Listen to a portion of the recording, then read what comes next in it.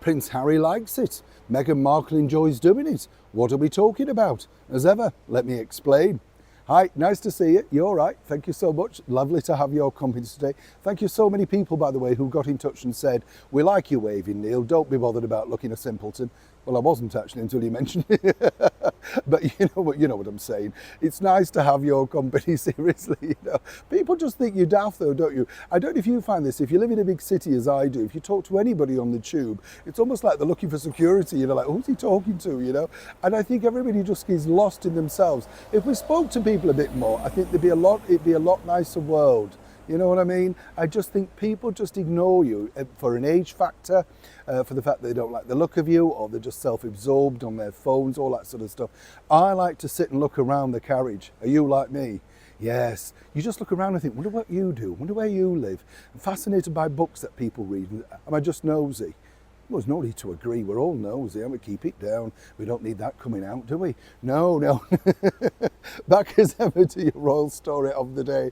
Now, I do find this slightly peculiar, I have to say, because the comparisons, of course, to Meghan Markle and the late and beautiful Princess Diana were really highlighted by the fact that Harry himself said in his book that he felt that, she was sent and that she'd been endorsed by his late mother. And let's not forget, Princess Diana was slightly wacky in many respects, because she did sort of go down avenues that really were not the normal royal route. And I mean that in the kindest ways. She would go and see, sort of stargazers and whatever you call these things, psychics and stuff like that. And she was very big on it, apparently. And that was something that influenced Prince Harry.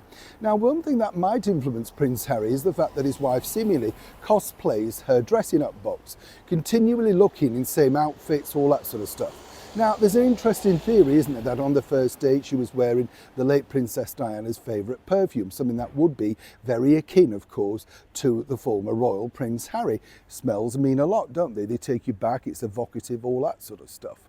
Now, of course, recently over in Nigeria, once again, people have picked up on this. The same outfit, the same shoes, the design. Now, here's where it gets really interesting, because a very good source who used to work for the Sussexes told me that Harry's very aware of these comparison sites and the fact that people say, well, look, she's wearing this dress and it looks like this and blah, blah, blah. He apparently likes it, in fact, encourages it, and as ever we have to say allegedly, and more importantly, finds it very comforting. Now, whether you like that or not, or you find that a little bit strange, I do kind of get it in a way, because this is a man who's truly just looking for his mother. And that's the reason I've said to you before, she is a mother figure, somebody who can take things on, lead him, push him out the way, that sort of stuff, whichever one, which way you want to look at it.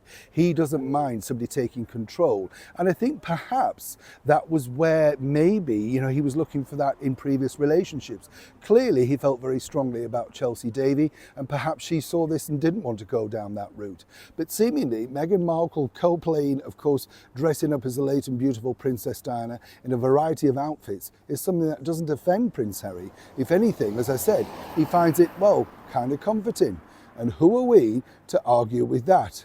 It might seem a little bit creepy to you and I, but apparently Meghan, I wouldn't necessarily claim that she looks exactly for the same copies, but she certainly looks at style inspiration. Of course, she didn't know anything about the royal family, so this all must have taken place in the last few years. How on earth would she have known so many iconic outfits over so many decades? Fascinating, don't you think? Neil Sean in the very heart of London.